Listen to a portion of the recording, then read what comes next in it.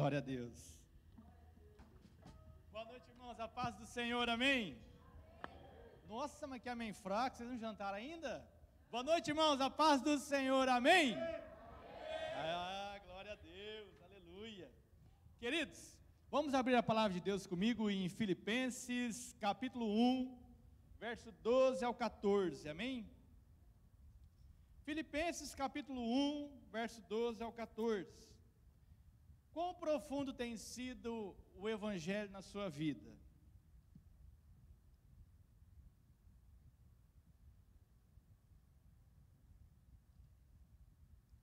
O homem,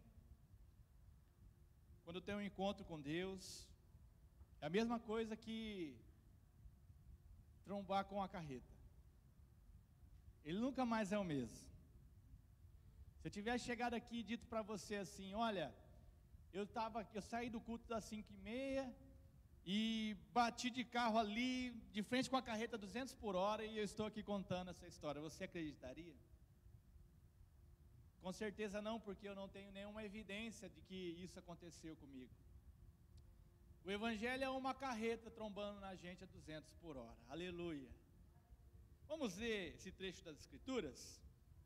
Diz assim: quero ainda, irmãos, cientificar-vos de que as coisas que me aconteceram têm antes contribuído para o progresso do Evangelho, de maneira que a minha cadeia em Cristo se tornaram conhecidas de toda a guarda pretoriana e de todos os demais. E a maioria dos irmãos, estimulados no Senhor por minhas algemas, ousam falar com mais desassombro a palavra de Deus. Amém. Até aqui.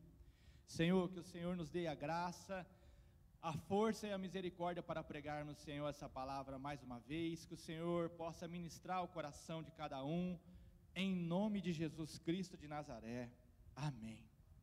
Queridos, hoje eu quero falar a respeito da profundidade do Evangelho na vida de cada um. Como o Evangelho é poderoso para fazer inúmeras coisas, não é verdade? Nós, com certeza, somos novas criaturas a partir do conhecimento do Evangelho, a partir de conhecer a palavra de Deus, ter recebido as boas novas. Eu tive a experiência de pessoas me encontrarem na rua depois de ter ido para a igreja, e eles falam, cara, o que está acontecendo com você? Você está meio diferente, o que aconteceu com você? Você está meio com o olho brilhando.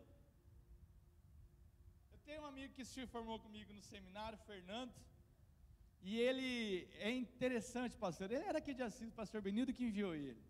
O Fernando, ele tinha um problema, ele era gago.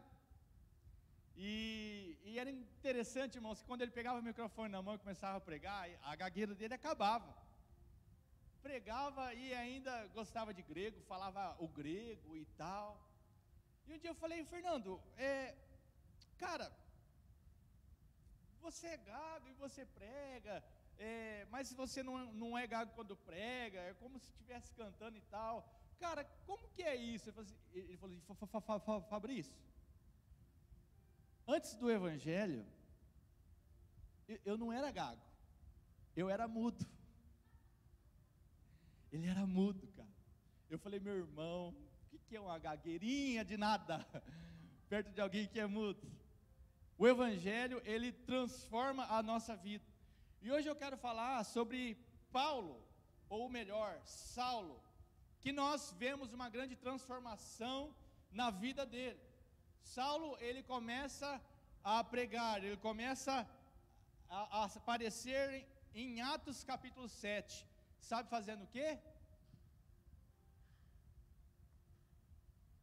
Desculpa, irmãos, deixa eu deixar até aberto, porque eu acho que eu vou tomar esse litro inteiro. Sabe fazendo o quê? Segurando túnicas para que outros perseguidores matassem Estevão. No capítulo 7, ele é aquele que está perseguindo cristãos.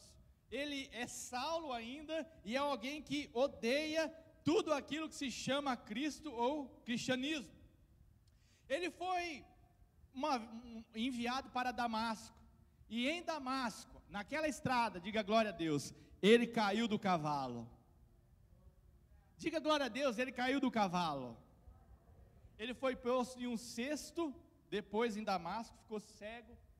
Por 3 dias ele não enxergou nada, porque ele viu uma luz muito forte que dizia, Saulo, Saulo, por que me persegues?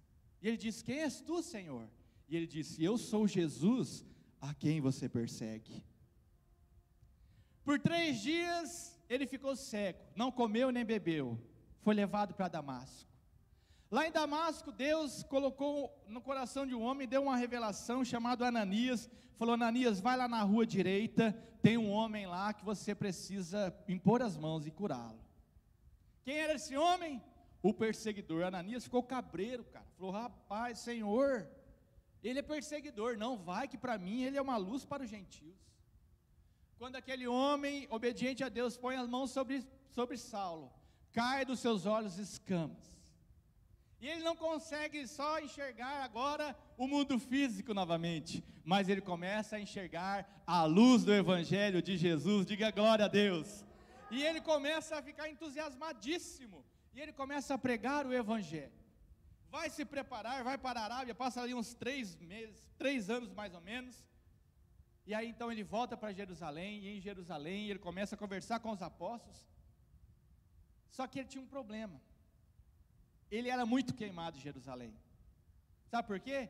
Porque ele era um grande perseguidor da igreja, os membros da igreja de Jerusalém não queriam ele, os presbíteros de Jerusalém não queriam ele, e um dia ele orando, Deus falou para ele: aqui não é o seu lugar, você vai para um outro canto. Nem Deus queria ele naquela igreja. Gente, estava difícil para ele em Jerusalém, hein?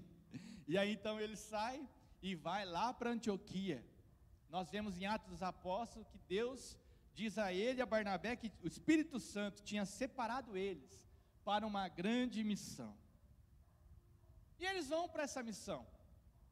Primeira viagem de Paulo, ele não vai tão longe, mas ele prega o Evangelho em muitos lugares. Foi abandonado por Marcos que é parente de Pedro, no meio do caminho. E no final da sua viagem, ele foi apedrejado. Fingiu que estava morto, para não morrer de verdade. Volta em Atos 15 para o concílio de Jerusalém, onde ele conta as novidades do que Deus fez. Mas a segunda viagem missionária, ele vai além, ele tem uma visão, onde Deus fala assim, um homem diz assim: passa a Macedônia e ajuda-nos. E então ele vai para Macedônia, e um dos lugares ali, uma das cidades que eram capitais da Macedônia, era Filipos. E Paulo agora, vai pregar em Filipos. Irmãos, e o que aconteceu nessa cidade? Ele vai orar perto de um rio, e ali ele conhece uma mulher chamada Lídia, temente ao Senhor, que ouve a palavra de Deus, e ali recebe como salvação na sua vida, e é batizado. Só que todo dia que ele passava para orar, tinha uma mulher numa rua central, adivinha, possessa de um espírito de adivinhação, e toda vez que eles passavam ali, ela gritava: esses são os homens de Deus, e fazia aquele barulho todo. Passou um dia, passou 2 dias, passou outros dias, e Paulo ficou injuriado. De repente ele estava passando naquele local de novo, e aquela mulher começou a fazer aquele barulho: eis que homens de Deus estão passando. Ele falou: sai dela em nome de Jesus Cristo de Nazaré. A mulher foi liberta. Sabe o que aconteceu? Paulo foi preso, porque aquela mulher era escrava e rendia dinheiro para aquele povo. Diz que o povo juntou eles lá no meio da praça e deram uma surra de vara em Paulo e em Silas, e jogaram eles na prisão, amarrados em troncos. Preste atenção nessa palavra, prisão. À meia-noite, aqueles homens de Deus começam a adorar o Senhor. Eu não vou adorar aqui, porque senão você vai chorar, e não é de unção não.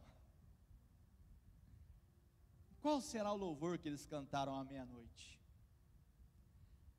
À meia-noite, naquela prisão, machucados, humilhados, começam a cantar o mais puro louvor ao Senhor.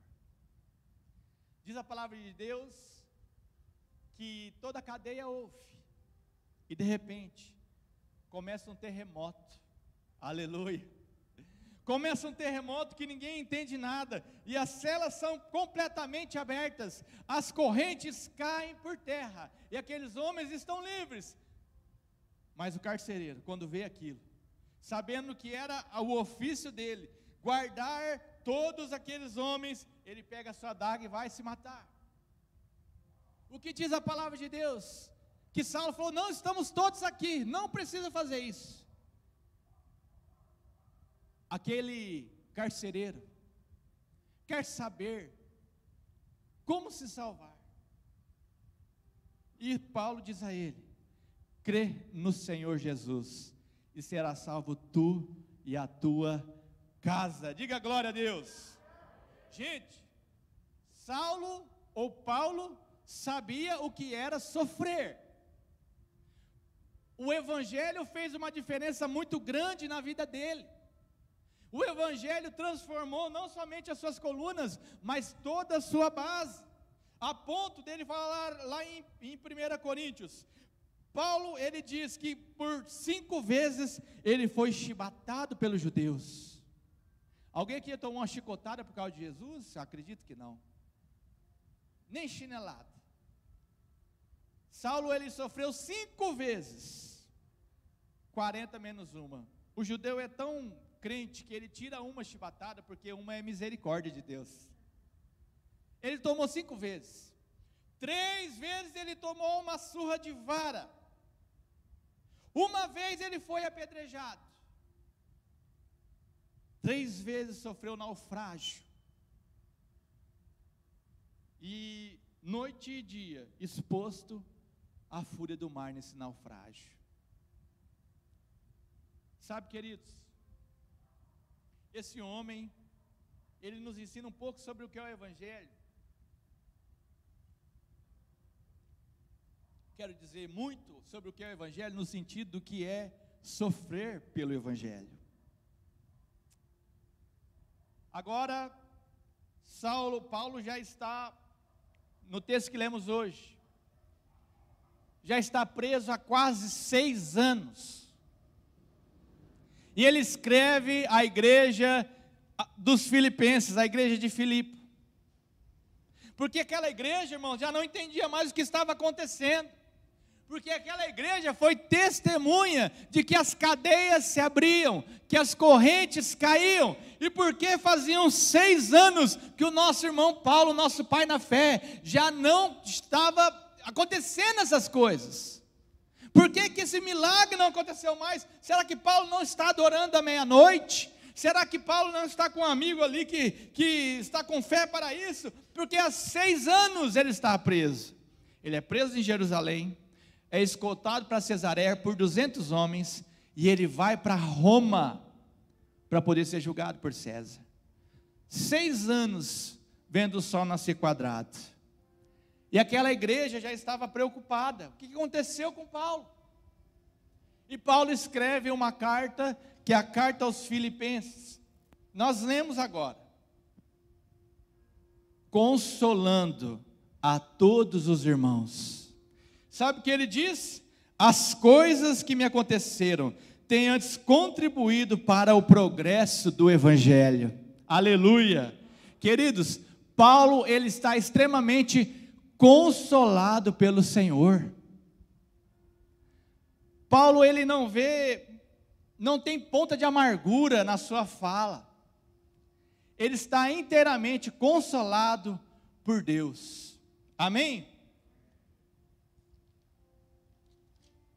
E o que há de tão especial para que um homem como Paulo seja capaz de ver no seu sofrimento pessoal motivo de gratidão a Deus?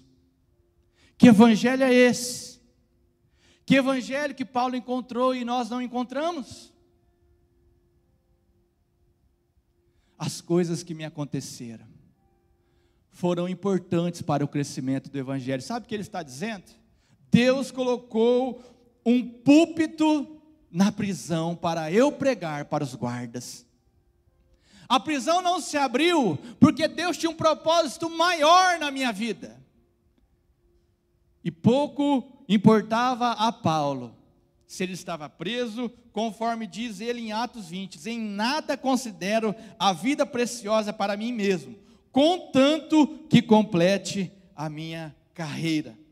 Aprove ao Senhor colocar um púlpito naquele local, e glória a Deus por isso. Paulo via na sua infelicidade muitas vezes, e ali na sua limitação carcerária, vamos dizer assim, Deus trabalhando. Eu queria ver com o evangelho de hoje isso. Porque nós dizemos, ame o teu próximo como a ti mesmo. Olha como nós estamos interpretando. Você precisa se amar. Porque se você não se amar, você não pode amar o próximo. Está errado.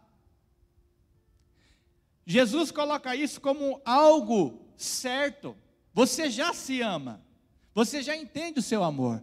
Por isso você precisa amar o próximo como a ti mesmo, e não em primeiro lugar do que o próximo. Que evangelho é esse que Paulo prega? Que evangelho é esse que o Senhor traz para nós hoje?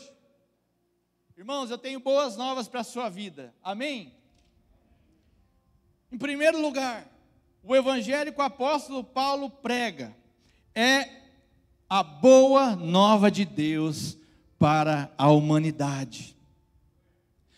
Você sabe o que é o evangelho? Boa nova, notícia boa. Se eu falasse para você aqui hoje, que amanhã cedo no postinho de Paraguaçu, teria a vacina para o coronavírus, com certeza seria a melhor notícia do ano, sim ou não? Todo mundo está esperançoso. Eu já falei, se eu tomar vacina eu desço para a praia, não, acho que não vai dar. Não é mesmo, irmão? O evangelho, ele é a boa nova de Jesus Cristo. Sabe que a palavra evangelista não é bíblica, mas sim militar? O evangelista era aquele cara que ele ficava olhando a guerra de longe. E quando o exército que ele pertencia vencia, ele saía no galope, ia para a cidade. A cidade estava toda esperando, que nem vocês me olhando aqui, esperando a boa notícia, ou a má notícia.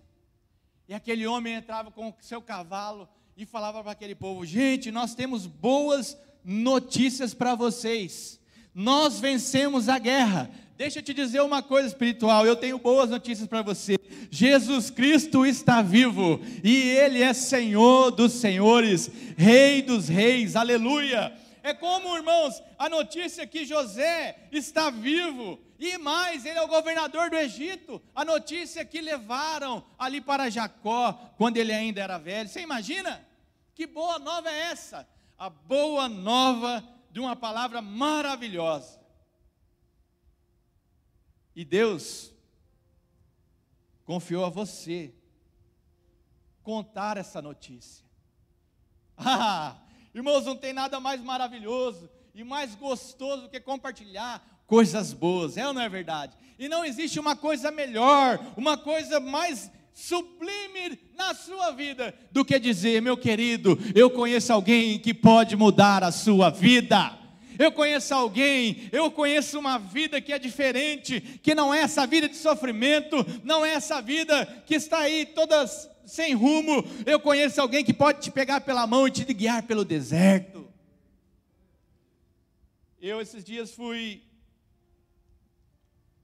remanejado de sala. Tinha uma sala com 3 pessoas, ótimo. Fui para uma sala com mais de 20, uma repartição. E a princípio você fala assim, nossa, mas é duro porque é muito barulho, né? Mas depois eu pensei, olha, Deus está alargando as minhas tendas. Porque eu tinha 2 pessoas para pregar, trabalhavam comigo na sala. Agora eu tenho 20, aleluia. De alguma forma o evangelho vai ser comunicado àquelas pessoas, porque o evangelho é uma boa nova, é uma palavra maravilhosa, é Deus chamando o mundo para se arrepender. Você tem ideia de que a palavra do evangelho livra o homem do inferno? O inferno literal, e o inferno que é a vida de uma pessoa sem Cristo. E você detém esse evangelho. O Senhor te entregou esse evangelho. Os anjos pediram, mas nós recebemos. Outras religiões, elas tentam comprar o favor divino através de oferendas e através de penitências. No nosso caso, Deus, Ele é o ofertante. É Ele que oferta o seu Filho na cruz e nos dá uma vida eterna. Diga glória a Deus. Tenha ousadia em pregar essa verdade maravilhosa. Em segundo lugar, o Evangelho é a palavra de Deus. Sabe, queridos, amanhã você vai pregar e você vai falar assim, ó, a palavra que o pastor Fabrício trouxe ontem, né?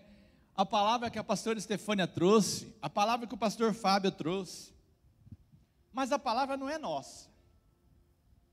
Eu tenho certeza absoluta que se essa palavra fosse minha, em nada somaria na sua vida. Mas essa é a palavra de Deus. Deus, Ele não tem compromisso com a palavra do homem. Deus tem compromisso com a sua palavra. Ele é zeloso em cumprir a sua palavra. É a palavra de Deus que faz a diferença na vida do homem. Não é a palavra do homem, do ungido, daquele que fez isso, daquele que fez outro. Não, a palavra de Deus é o que transforma. Porque a palavra de Deus, ela é pão para quem tem fome. Ela é água para quem tem sede. Ela é consolo para quem chora. Ela é bússola para quem está perdido.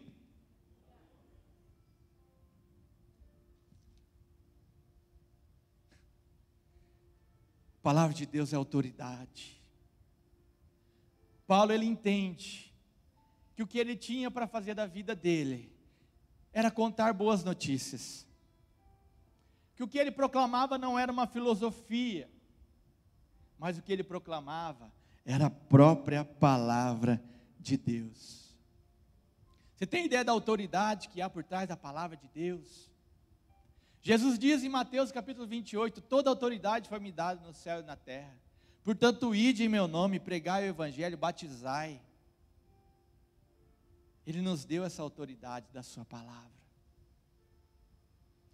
Paulo, ele está extremamente consolado naquele cárcere, porque ele entendia que a palavra de Deus não estava presa ao cárcere, mas ela fluía através da sua vida, e a autoridade que havia nessa palavra transformava vidas. Sabe, queridos, nós devemos olhar para a palavra vamos dizer assim, com muito temor. Eu me lembro quando eu era mais jovem, bem jovem, estava na igreja, o pastor Rodrigo, ele cuidava da gente lá em Rancharia, e aí ele fez um evento, cara. E o nome do evento era Deus, me coloque nas maiores frias. E nós fomos no evento gospel lá. E aí ele pregou, dizendo que nós devíamos pedir ao Senhor, para o Senhor nos colocar realmente nessas frias, que a gente queria participar de problema. Eu contei no primeiro culto, que depois que eu fiz essa oração, 3 horas da manhã, o Sérgio bateu na minha casa, dizendo que a mãe dele tinha morrido e não tinha ninguém para ajudar. E eu falei, Deus, eu falei para o Senhor me colocar nas maiores frias, mas não era já. Um dia eu estava no meu carro, eu, o Glauco e a Anaí. Vou mandar essa mensagem para o Glauco. De repente a gente estava ali, cara, conversando 11h30 da noite. Chegou um cara na janela do carro assim, eu tinha uma caminhonete, chegou assim na caminhonete, vocês são da igreja? Eu falei, da parte de quem? Falou, cara, pelo amor de Deus, me ajuda, minha família está lá fora, e tem uma macumba lá na porta da minha casa. O Glauco falou assim, eu não estou preparado espiritualmente para isso. A Anaí também já saiu fora. E eu falei, vamos lá ver essa macumba aí, cara. Deus me coloca nas maiores frias. E aí quando eu cheguei, eu pensei que era um sapinho com uma velinha. Gente do céu, que macumba mais feia. Umas cabeças feitas de cera assim, ó. Um monte de vela. Era macumba cara, eu acho. E aí eu olhava assim, o Glauco falava, misericórdia, onde é que nós vamos parar, Fabrício? E eu, telefoninho aqui, ó, ligava para o pastor Rodrigo não atendia, o pastor Paulo não atendia, o pastor Tércio não atendia, eu falava, meu Deus, eu olhava e o cara assim, o cara apavorado, cara, eu me coloco nas maiores frias. Falei, vamos orar, né? Vamos orar, irmãos. O Glauco olhava para mim assim, eu não tinha o que fazer. Demos as mãos ali em volta daquela macumba. Queridos, na hora que a gente falou ali, Pai, em nome de Jesus, aleluia. Mas essa é uma unção tão grande da nossa vida, uma autoridade tão grande, que aquele medo saiu. E nós começamos a profetizar ali a bênção e quebrar aquela maldição. E eu chutei a cabeça da macumba lá, enchi minha calça jeans de lentilha não, aquelas coisas brancas, canjica. Cheguei em casa com a calça cheia de canjica. Minha mãe ficou doida no outro dia, mas graças a Deus aquela família foi para a igreja. Aleluia! Minha mãe pegou a calça no outro dia e falou, Fabrício, o que é isso aqui? Eu falei, mãe, é uma macumba que eu chutei ontem. Ela falou, você não me contou? Mas quando você está por trás da palavra de Deus, tudo faz diferença. Quando você sabe que você não é a palavra do Fabrício, eu não expulso o demônio em nome do Fabrício, eu expulso em nome de Jesus. Eu não oro pelo enfermo em nome do Fabrício, eu oro pelo enfermo em nome de Jesus. Eu estou atrás da autoridade dele. Paulo sabia disso. Por isso ele escreve Filipenses, a carta mais feliz do Novo Testamento. Ele escreve dentro de um cárcere. Porque ele sabia que a autoridade de Cristo está no Evangelho. Porque ele sabia que é uma boa nova. E por último lugar, porque ele sabia que por trás dessa palavra havia poder. É o selo que testifica a verdade de Cristo. Ela é acompanhada por prodígios e por maravilhas. Aleluia! Não é somente uma palavra científica, uma palavra filosófica, mas é o poder de Deus sendo pregado. É ali Pedro entrando no templo pela porta formosa, encontra ali alguém que está aleijado e pega ele e diz, eu não tenho ouro nem prata, mas em nome de Jesus levanta e anda. É poder. A palavra de Cristo na sua vida, ela é poderosa para mudar pessoas. Deixa eu te dizer uma coisa, o evangelho que te foi confiado, ele pode sim libertar, ele pode sim curar, ele pode sim renovar mentes, ele pode transformar corações duros em corações de carne. Há poder nessa palavra, por isso Paulo está consolando os irmãos lá, sabe por quê? Porque ele sabe que a sua vida foi entregue não por uma causa qualquer, mas a sua vida foi entregue por essa palavra gloriosa. Não existe nada mais sublime na vida de um homem, a não ser transmitir essa mensagem por onde ele estiver. Não estou falando que você tem que ter púlpito, mas você é um portador de boas notícias. Talvez você precise renunciar a algumas coisas para que o evangelho seja pregado. Talvez você precise incumpridar mais o teu pavio, porque você tem um pavio curto para pregar o evangelho. Talvez você deva ouvir mais, falar menos, para pregar o evangelho. Deus não está pedindo para você ficar preso. Mas algumas coisas precisamos fazer para que o reino avance. Eu sou desse jeito mesmo. Esse dia eu falei para minha mãe, a mãe ficou brava. Ela falou assim, mas eu sou assim. Eu falei, então, você é assim, mas a nova criatura que Jesus fez não é assim. E nós olhamos e vivemos de acordo com o evangelho de Cristo Jesus. Amém ou não amém? Tenha ousadia. O evangelho de Deus, ele vai ser anunciado por pessoas que tenham essa ousadia. Pessoa está enferma, nossa, doença terrível. Pega o teu olhinho, vai lá, deixa eu orar por você. Ah, mas quem sou eu para orar? Você não é ninguém. Mas o teu Deus é poderoso. O teu Deus pode. Ah, mas fulano não larga desses vícios. Ora, coloca a sua mão na cabeça do abençoado. Esses dias, não sei se foi o pastor Fábio que contou, que tinha uma irmã, enquanto o marido tinha problema com bebida, enquanto ele dormia, ela ia lá e colocava a mão na cabeça dele com óleo e profetizava a bênção, até ele se converter. Tenha a ousadia do Senhor. Essa semana nós temos células. Tenha a ousadia de convidar aquela pessoa do teu trabalho para ir no trabalho das células. Tenha a ousadia de pregar. Irmãos, eu já tive problema em pregar o evangelho, porque eu tinha medo de pregar o evangelho. Eu tenho até hoje, mas quando eu começo a entender que é uma palavra maravilhosa, que ela não é minha, ela está debaixo da autoridade de Cristo e que ela tem poder, eu prego o evangelho, irmãos. Aleluia! Porque é o Senhor que faz a obra. Está disposto? Eu olhei para Paulo, nesse sermão, eu falei, Deus, eu quero ter o consolo desse homem.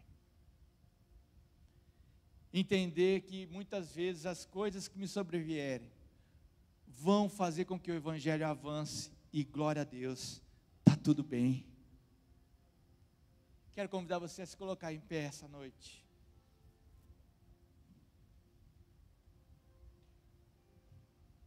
Qual tem sido o preço do evangelho na sua vida?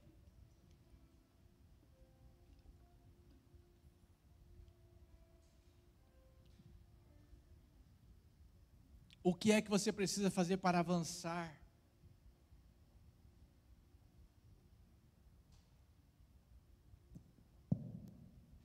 Aleluia. Você que está disposto essa noite